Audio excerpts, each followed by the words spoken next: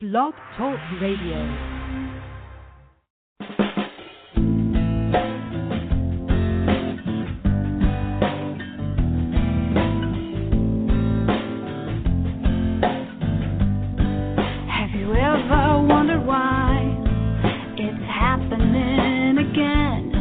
Welcome to MindShifters Radio with your co-host, the Forgiveness Doctor, Dr. Michael Ryce, and his wife, Jeanie. Michael and Jeanie share with you the wisdom of the ancient Aramaic internal process of forgiveness.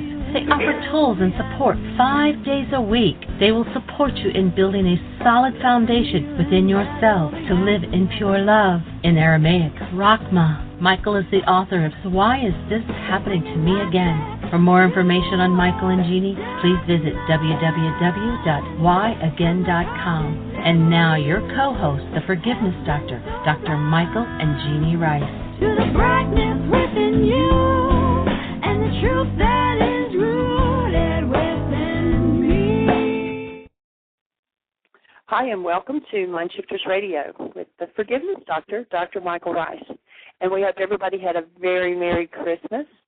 It's hard to imagine that it's come and gone already, but we hope that you hold to the Holy Day season and keep it in your heart. So our call-in number is 646-200-4169. Give us a call. We'd love your questions, your comments. David's on the phone with us. Welcome, Michael. Good afternoon, everybody. Welcome to the show. We're delighted to have the privilege and the honor of sharing this time with you. David, welcome. How are you this morning or this afternoon, sir? I'm doing well. We're a little behind on my schedule. A few things came up, a few conversations with folks. So, and I'm doing well. And I'll be seeing you guys shortly. Oh, cool. Fabulous. So you're still at Heartland? I'm still at Heartland. Getting ready to leave 2 hours ago. Huh? Oh, that's cool. That's cool. We be here, and we're in Branson, Missouri. For those who haven't been tuned to the show the last few days, last week we flew into St. Louis, Missouri to be there to attend to our daughter, Krista, who had her first baby, Adeline Nora, my first grandchild, which is pretty awesome. And so we spent the week up there and drove down here yesterday with my son, Michael J., who's heading back to work tomorrow. And so David's coming over to visit us in Branson. We're going to see an awesome play called Christmas Snow. It's also out there as a movie, a play about forgiveness. So we're delighted that you're here and glad to be sharing this space with you. Any theme on your mind today, David? Oh, a theme. Wow. Could be one on forgiveness. Actually, I've been talking with a couple of people about the completion of the 40 days, and we're on day 36 today. And this Friday, lo and behold, we'll be completing that 40 days. And so I'm just inviting and asking people what kind of results do they want to create for 2012. And looking at the end of 2012, what results would they like to have created? And so this week, or maybe today, might be about goal setting, the intentions, how we are creators, and what it is that we're going to be determining about for 2012. And talking with Marie for a little bit there, but then at the completion of this 40 days, what happens then? And one of the things that you've talked about on many occasions, Michael, is the definition of inertia. And, that energy, we're doing this. So how do we want to go about continuing this work at the completion of this 40 days? So maybe that's the theme for today.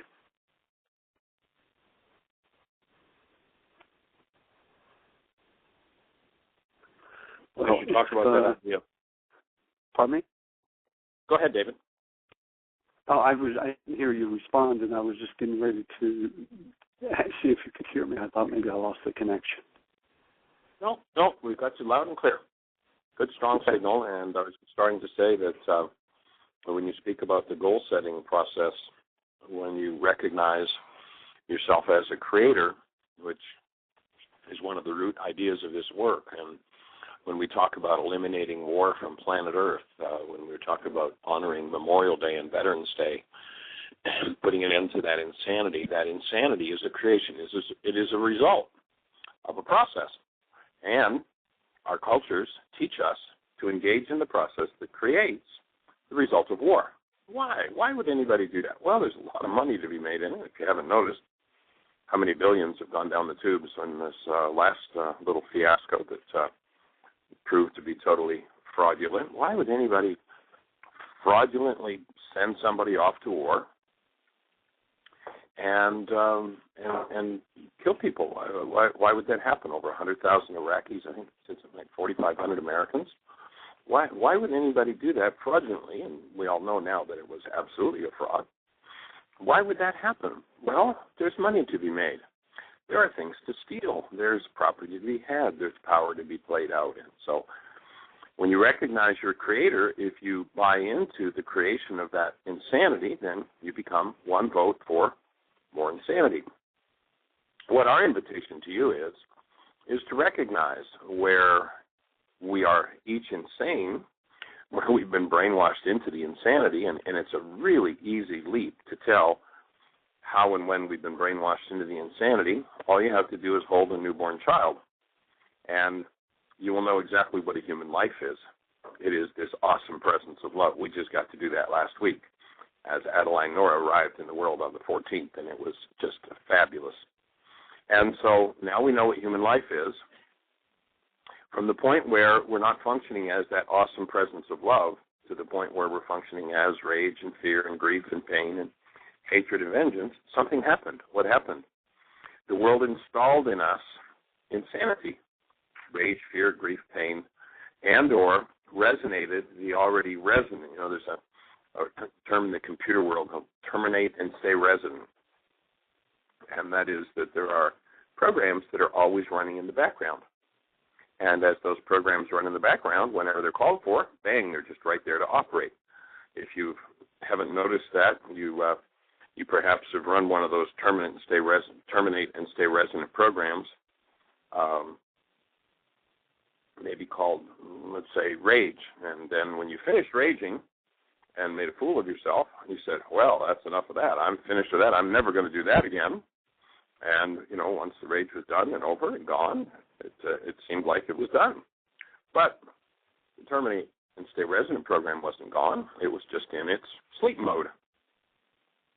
All it took was somebody showing up to resonate it, and bang, it's right back in operation, and it takes over behavior. So when we create out of those programs, when we create out of that mindset that is insane, and insane in the definition of this work is loveless, when we create out of a loveless mindset, when we create out of hostility and fear, we create all the reasons for all the conflict and all the war that happens on the planet. And so what we're looking to support people in doing is becoming conscious creators. When we are conscious creators, then we engage in something consciously, purposely. No terminate and stay resonant program operates us. We're conscious and engage purposely in whatever it is we choose to engage in. And if something comes up that's less than our human nature and we're committed, then what we'll do is we'll forgive that hostility, fear, grief, rage, frustration, anger, sadness, whatever it is. We'll remove that. There is a process, a removal tool, so to speak. If you look at somebody who gets a virus on their computer, what do? Jump on the internet, let's find a removal tool. And there are people who are out there who create removal tools. And you can go buy them and, install them on your computer, and it will remove the virus. Well, our thesis is that all hostility and fear is a virus. All hostility and fear is something that destroys human life and does not belong within our structures. The removal tool was created 2,000 years ago by a man named Yeshua. He taught a process called forgiveness. And that forgiveness process had nothing whatsoever to do with letting other people off the hook because there was a terminate and stay resident program called hostility or fear running in us. That tool was how you go in and remove what never belonged. Now, somebody came along and did a little sneaky on us. They said, no, forgiveness is when you let somebody else off the hook because one of those terminate and stay resident programs is operating in you. So if I've got something operating inside of me and you happen to come along and activate it, have I done anything whatsoever to change the content of my mind when I blamed you and let you off the hook for the fact that that was happening in me? No, it's an insane solution. That is, it's a solution without the active presence of love. Now, it may have this fraud of love. It may have nice words to say, and it may say, oh, I forgive you, but if the actual active presence of love isn't there, how do you tell what the active presence of love is? Hold a newborn child. If that's present, then what's going to happen is whatever you open within you is going to start to dissolve. Forgiveness is how you open those parts of your mind. How are we going to put an end to war on planet Earth? Well, we're going to get enough people on the planet who will consciously, purposely, whenever they're in hostility or fear, whenever one of those TSRs is running, they're going to step in and remove it. And once that's done, there is an energetic dynamic that will change what goes on around us. And we will purposely, consciously engage in the process of forgiveness, removing those things. And when enough people do that, we're going to create an energy field. There's a fellow that created a book on morphogenic fields, and that there is an energy field that is carried by each of us all the time. And that energy field tends to reproduce and tends to replicate all around us. There's actually an awesome example of that process on our website. If you go to Jeanie, what section is it that has the links to that video of the lion, Christian the lion? Okay, so if you look under the links, we are one on the right-hand side of www.whyagain.com, you'll see one entitled Christian the Lion. This is a true story about two guys in England who bought a lion cub and raised it until they could no longer keep it in their apartment and flew it to Africa. A year later, they go back to visit and see if they can find this lion in this African preserve. The two brothers are there, or they're two friends, I'm not sure. And there's a guard there from the preserve with his high-power rifle. And they start calling out to this lion, and all of a sudden you see this huge male lion bounding down the hill. I hope this is the right lion. And it jumps up on them. It licks on them. It hugs on them. I mean, it's just really powerful to watch this huge male lion all over these guys playing with its friends. But the really interesting part, and this is where the morphogenic field comes in, this is where the energetic shift comes in, is I'm sure back up the hill that this lion did not have a conversation with its mate that said, you know, dear, Mrs. Wild Lion, these are my friends, please don't eat them. The female is the huntress. And along with this huge male that they know comes the female lion. Without a word being said, they have this female lion leaning against them and petting her. How does that happen? It's called the morphogenic field.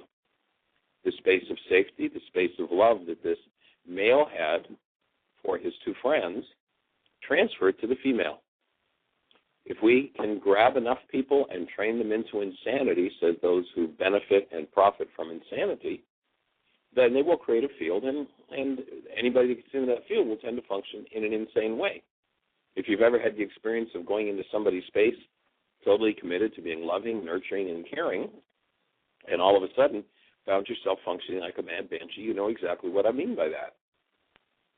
So you walked into someone's field, and it resonated or activated something in you that was unlike your original intention or your original goal. And a stronger goal was resonated by their field, and that goal took over, and you found yourself functioning in a way that was perhaps even totally against your own will and choice, totally against the way you tend to function. That's the effect of these fields. And so when we recognize that there's some form of hostility or fear in us, we remove it, you forgive. If you're not familiar with the forgiveness process and how to do that, again, go to whyagain.com, whyagain.com. On the right-hand side, there's a link that says Download Worksheets. And the first 4 links will give you the whole forgiveness story, the whole forgiveness process, how to do it, the worksheet, the whole thing. So we invite you to go and pick that up and put that to work in your life. And as you do that, you will change the fields with which you have been brainwashed by your culture, the hostilities, the fears, the griefs, the pains, the rages, the sadness. And watch how things around you start to change. It is most awesome and most amazing. And then when from the state of your human beingness, which is this absolute awesome presence of love, you will begin to use a spiritual faculty called will.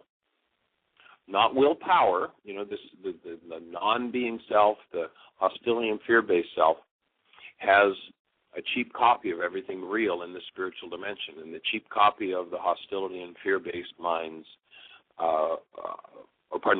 the true will, which is the way you manage your mind by managing your goals, is willpower. I'll force myself on somebody else. But as you develop that faculty of will, then you consciously, purposely engage in, frame and set goals that support your true being. What is your true being? It's the same as that newborn.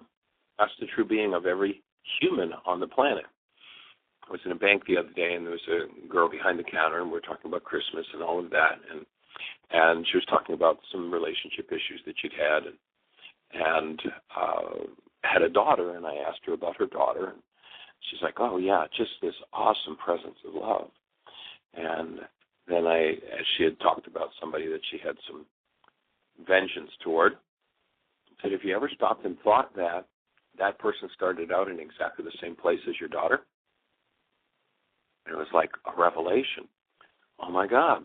I've always thought of this person as some kind of a bundle of, at least since we got intimate and ran into problems, started to resonate each other, I always thought of them as some kind of an idiot or some kind of a fool or some kind of a nasty, mean, ugly, vicious person. And all of a sudden it was just like a revelation to go, they started out the same as our daughter? Wow. Is that a revelation? So now the question becomes, what kind of a morphogenic field do I need to set up in order to shift the energy of that relationship into that space of being and that space of love? And guess who's going to benefit the most by the mom who does that with her former? It's going to be the child, because the child's made of the same energetic patterns. This process of healing is multi-generational. It shifts and changes everything. And so we're here to support you in that. And when you consciously, purposely set goals that are based on your true nature, based on who you really are, then everything comes out of that state and everything begins to change. When something less than that comes up, you forgive, you remove what doesn't belong, and guess what you'll find yourself removing? Every hostility, every rage, every grief, every pain of every generation of your bloodline. It's a significant piece of work to do. And so we're here to support you in doing that work and coming out the other side. Jeanie, do we have any callers? Anything happening in the chat room? Okay. Is Dr. Tim with us today? No, Dr. Tim's not with us. So, David, any other thoughts on the process of goal setting that you had in mind with the new year coming up? Again, when talking about setting goals, one of the things that my first intensive here at Heartland, the one video that I took away with me was Getting the Stress You Need.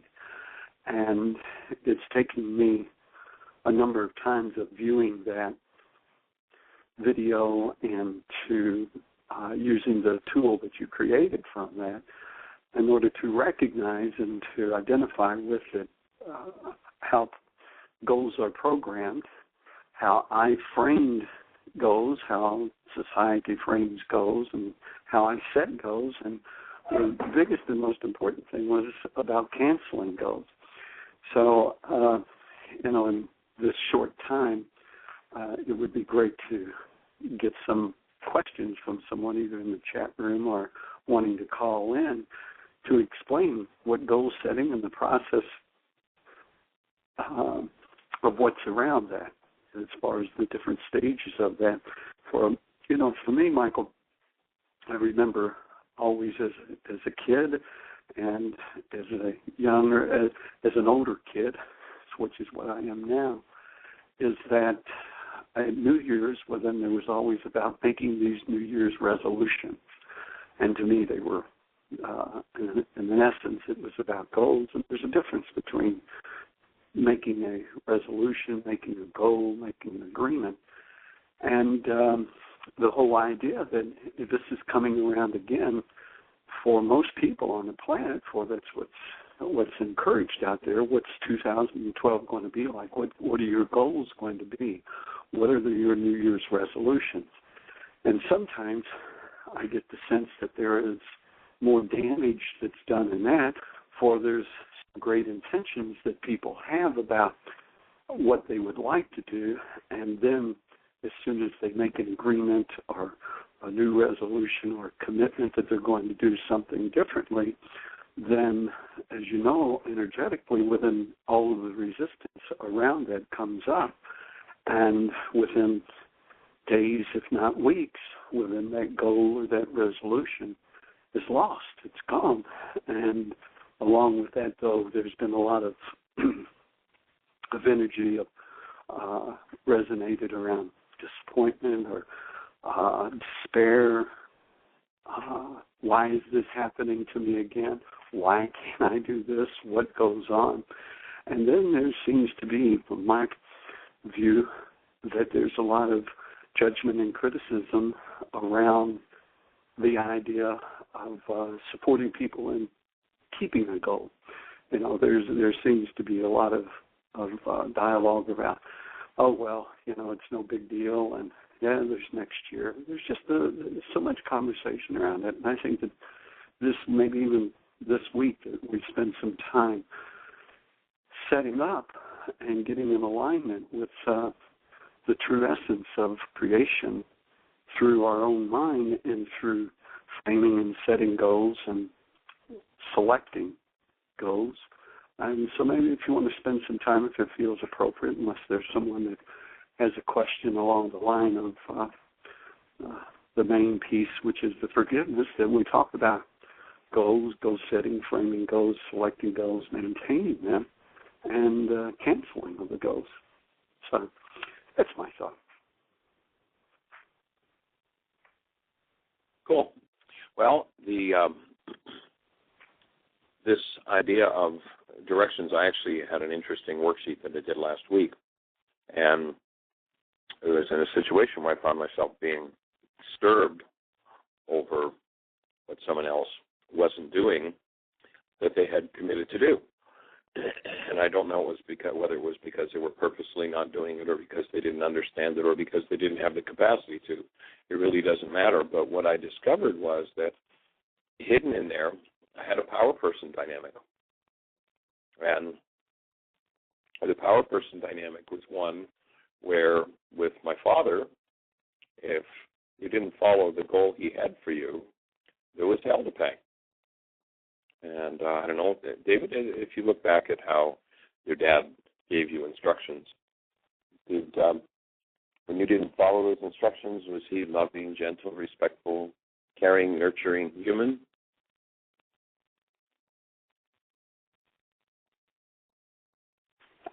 Are you asking me, Michael? Yeah, wait a minute. Yeah, I'm asking. What was that?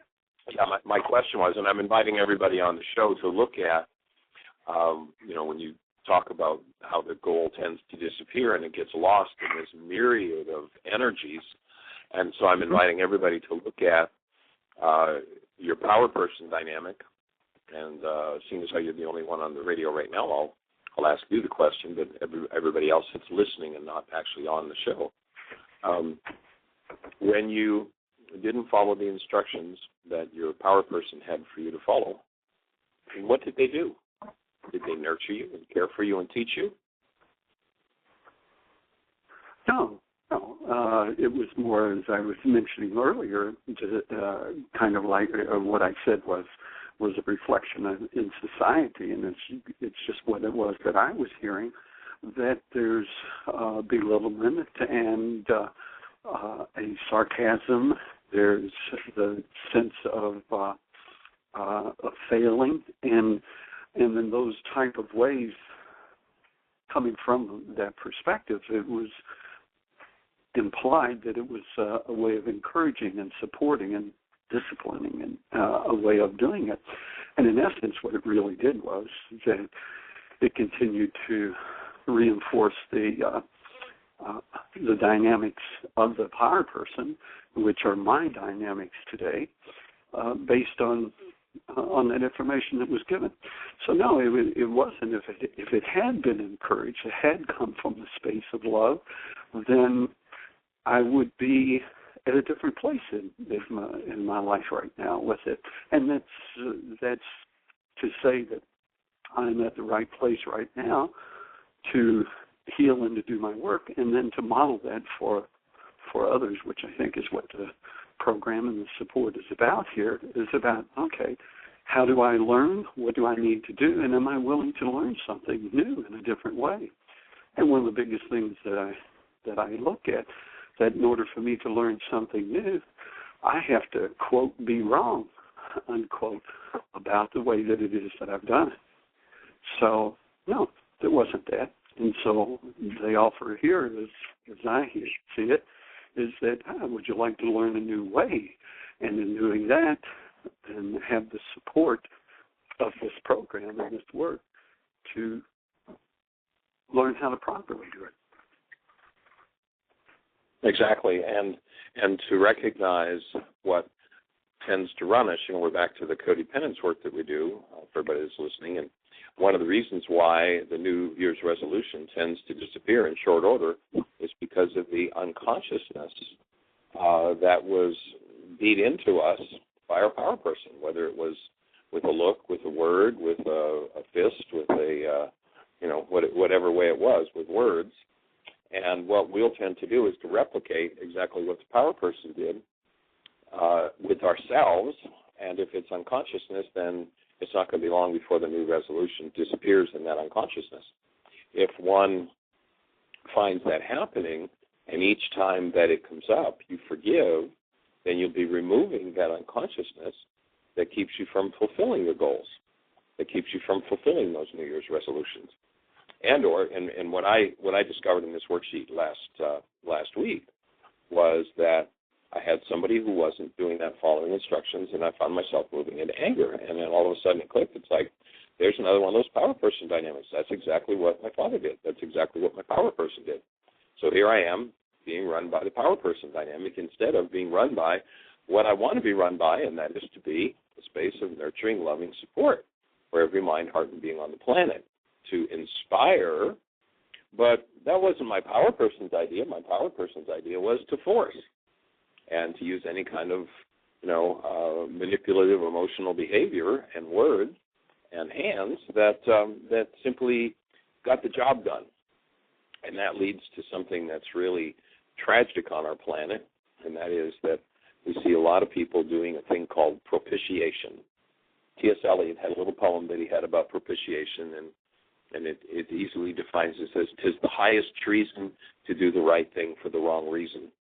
We were visiting some folks the other day, and we watched this child who was about 7, and the child was pretty well behaved, except that when she got out of the range of her parents, i.e. she went to school, she was getting into fist fights with kids at school, all kinds of trouble. And we were around with her for a few hours, and we just watched, and everything that the parents asked the child to do was reinforced with the punishment. Was reinforced, well, if you don't do this, well, if you don't do that, well, you better do this or else. Well, you won't get this if you don't do that. Well, here's how you're going to get what you want. You have to do this. And rather than disciplining the child, that is, the word discipline comes from the word disciple. It means properly taught. What they did is they attached everything to a punishment and used fear. And so now here's this child in their presence, because of the fear, in their presence doing everything they're told just right there on the spot. Johnny on the spot in an instant would do precisely what they were told to do. Get out of their sight, and she's a holy terror. What happened? Propitiation. Instead of teaching the child, well, here's why we do things this way in our household, here's the reason for this, here's how it works, everything became a threat, a fear trip on the child to get the child to do the right thing. But doing the right thing for the wrong reason leads people in a messy hell of a life. And so that child is going to grow up to probably be very controllable by those who are willing to intimidate and threaten. And until she removes every one of those TSRs that have been installed, those terminate and stay resident programs of, I do the right thing for the wrong reason, it's going to be really hard for her to do the right thing for the right reason. The word discipline comes from the root disciple. It does not mean properly punished. And remember, Karl Marx says, change the meaning of a word and you can destroy a culture. So change discipline into properly beat this kid up, get the switch off the tree, pull out the belt, whatever. Then you'll have an obedient child. Well, you'll have a child that will do the right thing for the wrong reason, but there's going to be a place in their lives where there's going to be great suffering and great pain and great trauma, as opposed to opening a space for, well, sweetheart, here's how the energy system works. Here's why and how we do this. And we do it in a way that maintains our human lives, our awesome, active presence of love. Then you're going to have a child that's going to live out of the awesome, active presence of love. And so for me, it really drew a line in the sand for me on a new level to look at this particular worksheet that I did and to realize that I need to live in inspiration continuously, even when one of those old power person dynamics of, no, you go into some form of intimidation comes up. That's just a terminate and stay resident program that needs to be forgiven, that needs to be removed in order for me to have a platform within my own physiology to live as a human being. And so if you're having challenges with your children, discipline them. And I don't mean don't ever put your hand on a stick, on a belt, on a bottom. Don't ever do it. That's not discipline. That's a way to force somebody to do the right thing for the wrong reason. That's a great way to destroy a life. Discipline them. Disciple is the word. It means properly taught. Properly teach them. Properly understand how this energy system called life works. And then inspire your children. Inspire them as opposed to force them into something instead of doing what your power person did to you. And, if you ever find yourself in a situation where someone's not cooperating and you go into a rage, you go into a fit, that's the place to stop and go, ooh, who used to do that? Where did that TSR come from? I think I'll remove it, and I am a space of inspiration instead. And Jeanie tells us that we have Rex on the phone from Lansing, Michigan. Rex, welcome to the show. How are you today? I hope you guys had an awesome Christmas. Wonderful Christmas, Michael, and I trust that you enjoyed yourself as well, you and Jeanie and your family? We did. We had a really fabulous time, and we're actually in Branson and hanging out here doing some playing today. Beautiful. Well, we're getting a little bit of weather sent up to us. I think we must have 40 degrees. I'm sitting I'm still inside, but I'm sitting in the sun on my front porch just listening to the show and sharing. My family's left, and my wife's at a birth tonight, doing a birth. And so just having a few moments to reflect. And I noticed as you were sharing, Michael, about the power person dynamic, and I wanted to, support that and reinforce it because it's so, so true. One of the subtleties of my dynamic of my power person is that whenever I would start to feel that stress and it would start to take over, one of the dynamics that I learned was that to be criticized, so I'd be critical. And then more subtle, I started noticing as I started refining and becoming more aware of it, I started noticing anytime I start looking for little pieces of dirt on the floor, I mean, became this obvious to me. I could tell that I would start to have little subtle behaviors, and I started noticing things out of place, wanting to put it in order, and it was all about control. And the pattern in relationship was I had to be in control to feel safe. And I think that was my dad's reality. I would appear. I wouldn't know that for sure because he never told me that, but that's what my experience of it was. And so then what I started doing is I started noticing, you've got some energy moving here. It's subtle, it's not a big deal. You just look at the floor and you happen to notice something dirty on there and you pick it up, right? I mean, it's just no big deal. But when I noticed that it was part of a reactive pattern, and when I would just stop myself and say, don't pick it up, I would interrupt it. And then all of a sudden, I would start to feel a little anxious. And then it would open up the piece underneath it that I was really just hiding from myself. So I wanted to reinforce that. It can be done any number of subtle ways, and I really appreciate what you said about, you realized as you were going through your worksheet that was a power person dynamic. And to a large degree, I don't know how many different things actually happen that aren't related to in some way to our power person. So I wanted to share that, and offer the support for that as well. Well, that's a really nice catch, Rex, because what I would offer in return with that issue is that, Dad probably expected, just let me take a wild guess, expected perfection from you. And absolutely. The minute one of those TSRs starts to become activated, what's the natural thing to do? Make sure I'm safe from Dad. I'm going to look around and make sure I please Dad, make sure everything's in place so there's no reason for Dad to get upset. Correct. And, of course, chances are that you being a power person for your children, that those TSRs were passed on and will be another game to be looking at. And that control, when we look at the power person dynamic, one of the things in the codependence workshop is we point out several what we call the pseudo-solutions of the non-being mind. And one of the pseudo-solutions is, or two of them that I would say come into this to play in this scenario that you're laying out. It's a really powerful catch. The first one is, if I could just fulfill all my power person's needs, then I'd be safe. And, of course, my power person's needs were not fulfillable, so I wasn't safe. But my mind is still running that, I'll pick the paper up off the floor, I'll pick up every little bit of what have you, and then I'll be safe. And the other one is, if I could just be in control, then nobody would get close enough to touch the part of me that holds this pain that I don't want to look at and deal with. So probably they'd be two areas to touch in with some worksheets that would be really, I think, powerful to do.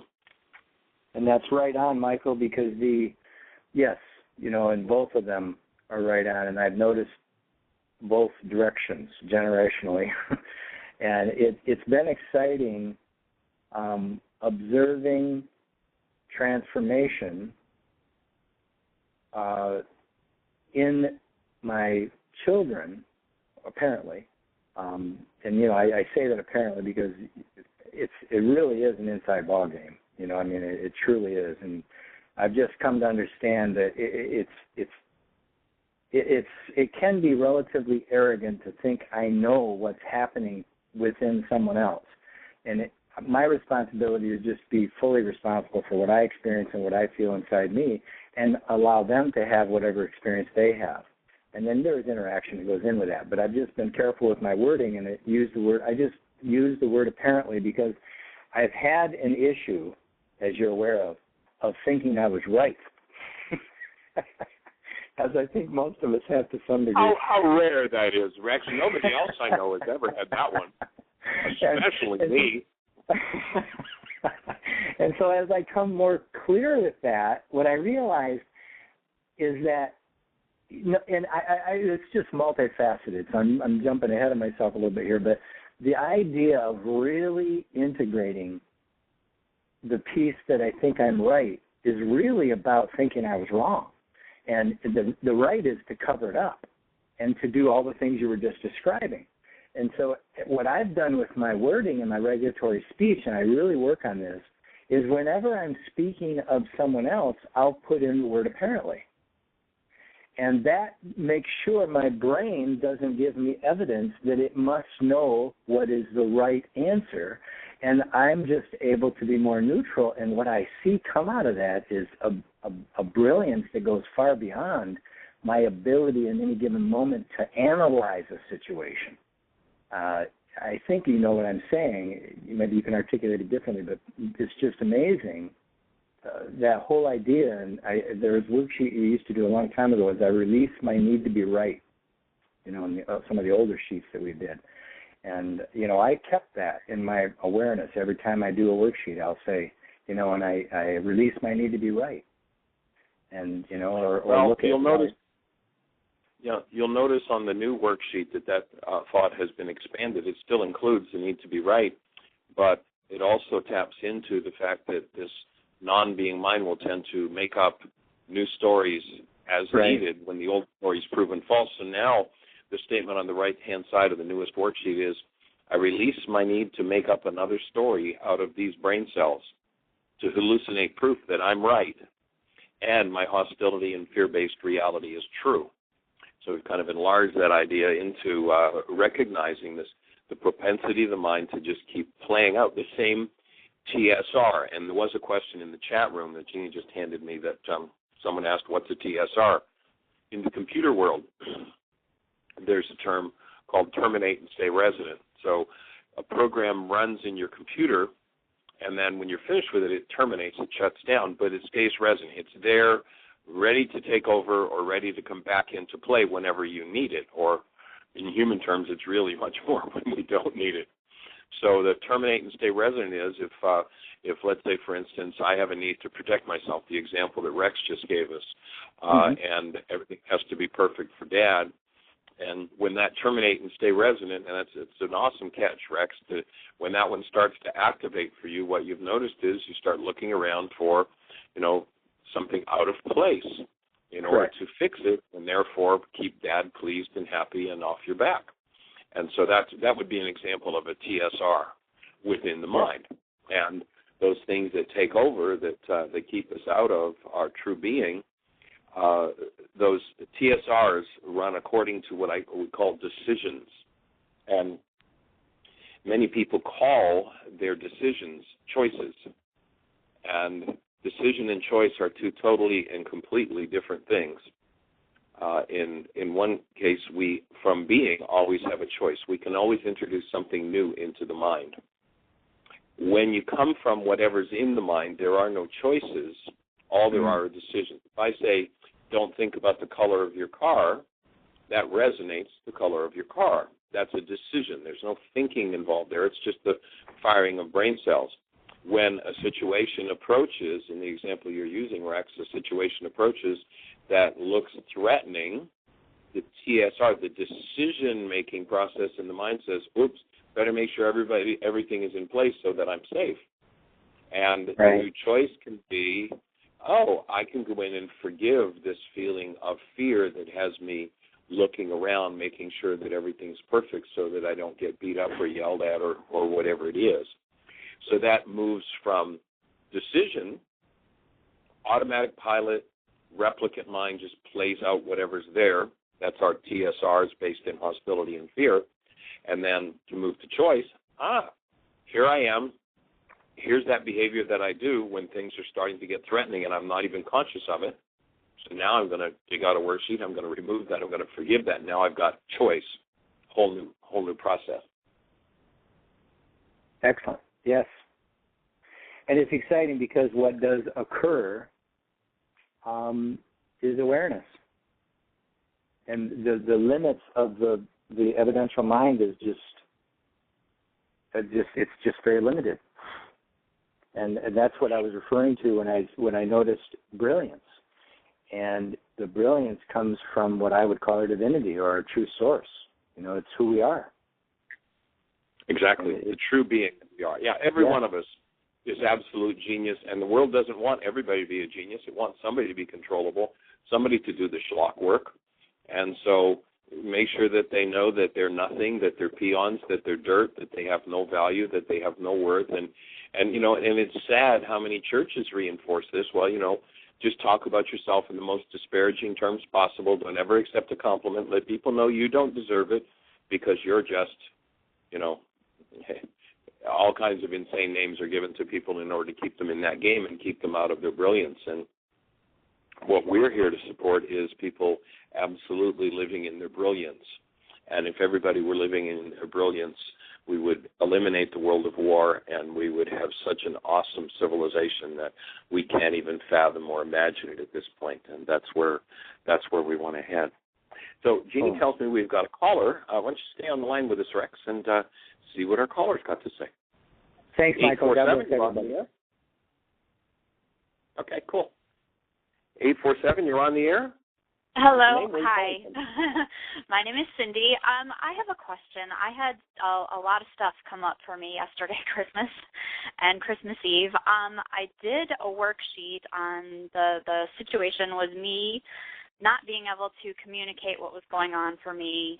I fell into fear because I was going to be late for something, and I was having fear about telling this person that I was going to be late. So instead of being upfront with him and saying, hey, I'm going to be a little late, can you wait for me or can I meet you there, I ended up kind of doing this little dance of avoidance. Needless to say, when I did get home and tried to call him and text him, there was no response. And I did a worksheet on it, and I came up with the idea that I was afraid to say that I was going to be late for fear that he would reject me or be angry with me. I did this worksheet last night, and it was pretty deep. There was just a lot of things going on. But then I'm waking up today, and I still feel irritated. I bounce back and forth between feeling irritated with myself for not speaking up and being irritated with him for not showing up. Well, Cindy, let me ask a quick question, just an off-the-wall, uneducated guess, probably totally out in left field, but did your power person have an addiction to you being on the minute when they made a demand, you had to jump and say how high? Yes. So that would be one of those TSRs that there's fear. If I don't fulfill this power person's demand, I certainly can't speak the truth to this power person, because if I did, then I'd get puked on. So I would say there's a good chance, and why there's this irritation yet this morning around several issues, this is probably going to be one of your 77 times 70 worksheet issues.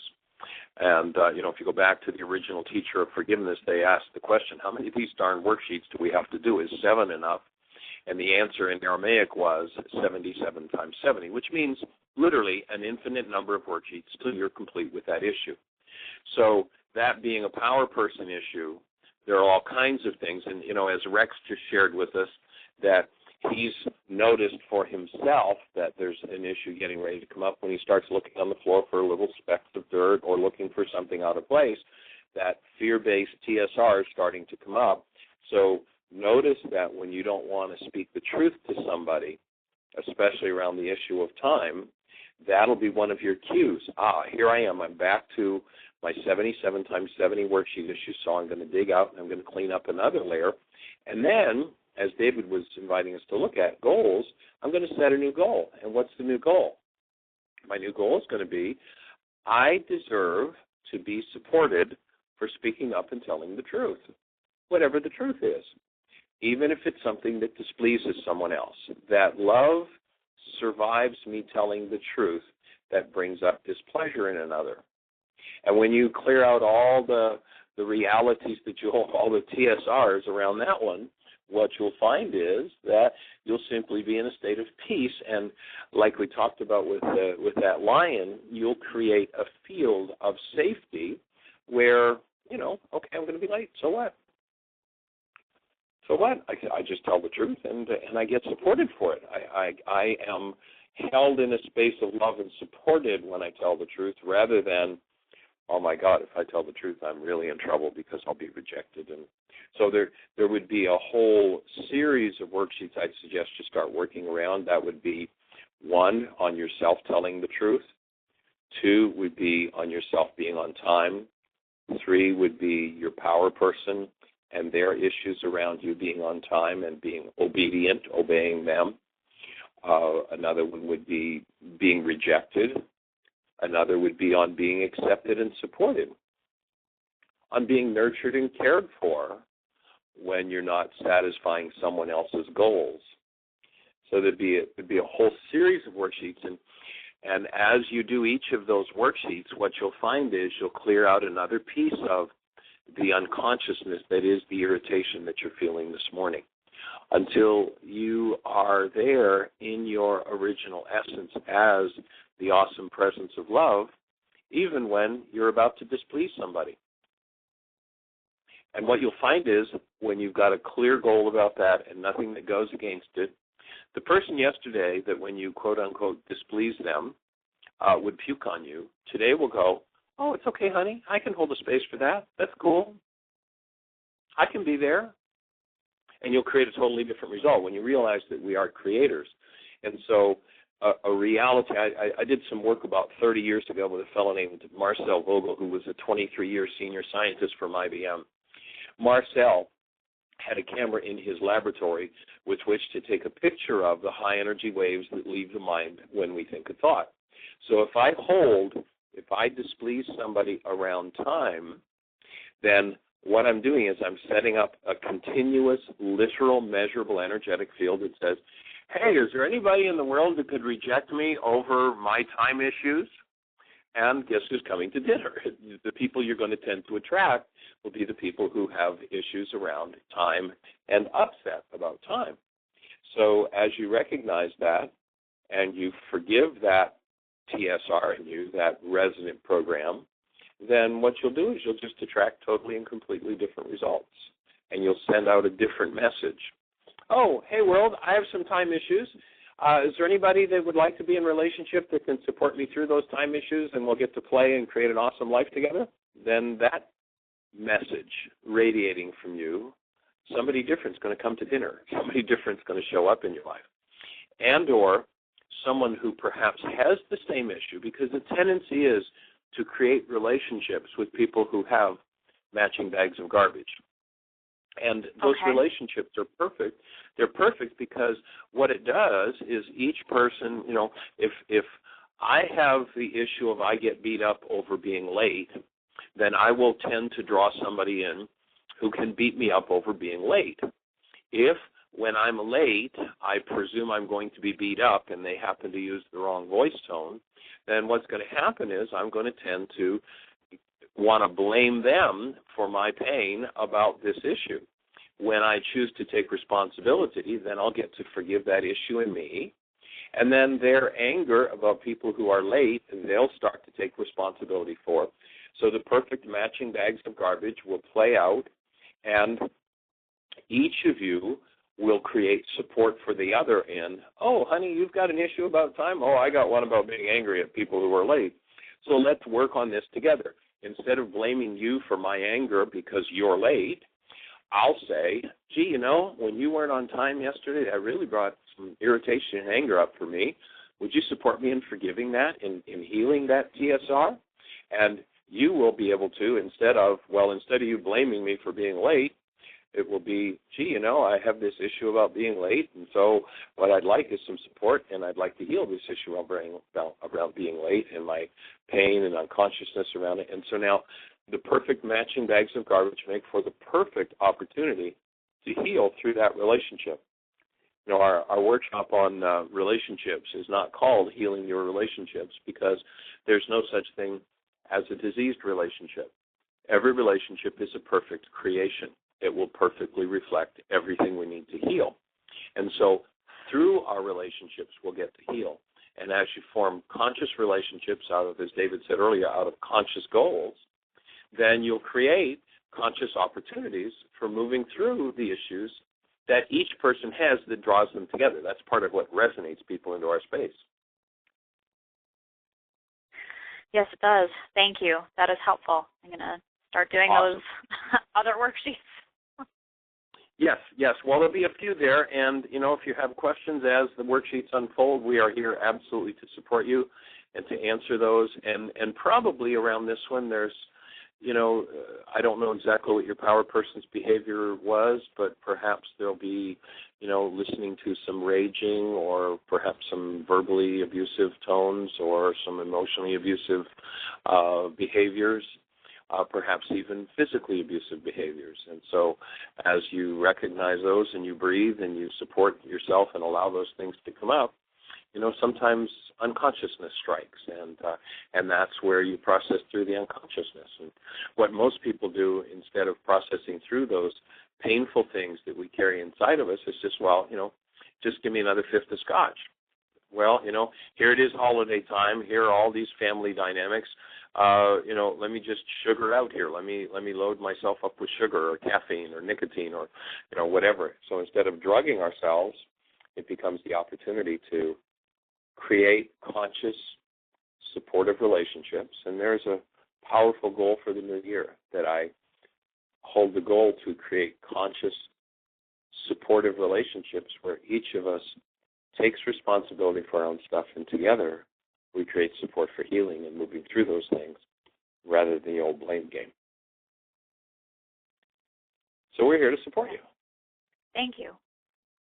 All right. Nice piece of work. Thank you for your call. And there are more holidays to come. Sadly, it's one of the most traumatic times of year for people because, a lot of people do the geographic year. Well, I'll just get out of here, and then they're back at the family table, and there's all the stuff that was left behind. None of it disappeared because we took the geographic year. It's all there. And so, we hear from many families who introduced their families. Actually, there's a physician that I talked to the other day that last year he went back to a family gathering, and it was a fairly large family meal. And he shared what he was learning from this and what he was integrating actually into his medical practice. And, the response he got was pretty much ignored and, just kind of, blown off. However, I talked to him a couple of days ago, and he was back at the same family gathering, and he said he's got two of his siblings who said, tell me more about this. I got it. I want to learn this. So, it's taken a year. But now around the family table, the family conversation is starting to go in the direction of, wow, what are some of these dynamics? What is it that we need to heal that went on with mom, with dad, and with each other? And it's awesome to just watch that happen. So we thank you for your call. Any support we can be, we'll be delighted to do that. And we are getting down close in terms of time. We do have, it looks like we're going to do, we're not 100% confirmed, but it looks like we're going to do a 9-day intensive, codependence to interdependence, Friday, April 6th to Saturday, April 14th in Palm Coast, Florida. Nice, warm location, although April will be starting to get a little nicer up north. But it looks like we're going to do a 9-day residential workshop. We've got a spot there right on the water. This absolutely beautiful place that is right on the water with a dock, actually 2 docks. And we'll probably be doing some outdoor classes, and we've got this really sweet space. And so anybody that's interested in that intensive, if you want to just give us a shout, jump on the website, drop us an email. And 6:07, we're running short on time, so if you would just be our opening caller for tomorrow, that would be awesome if you can do that. We're down to just a few moments left, and we are going to be heading to Fort Lauderdale for the first week, starting on the 7th of January. We'll be doing actually 8 days of workshop straight in Fort Lauderdale. You can check our website for dates, and we'll look forward to hearing from you. And we hold that this energetic season of the arrival of the Christ mind in each life, the real human being that we are, is supported and nurtured, and that each of you out of that creates the best year yet of your eternal lives. Blessing. Thanks for being with us. Thank you for listening to MindShifters Radio with the Forgiveness Doctor, Dr. Michael Ryce, and his wife, Jeanie, who present the internal Aramaic process of forgiveness. Michael and Jeanie are here every Monday through Friday on Earth Angels Radio. For more on Michael and Jeanie, please visit www.wellnessradio.com. whyagain.com. That's www.whyagain.com.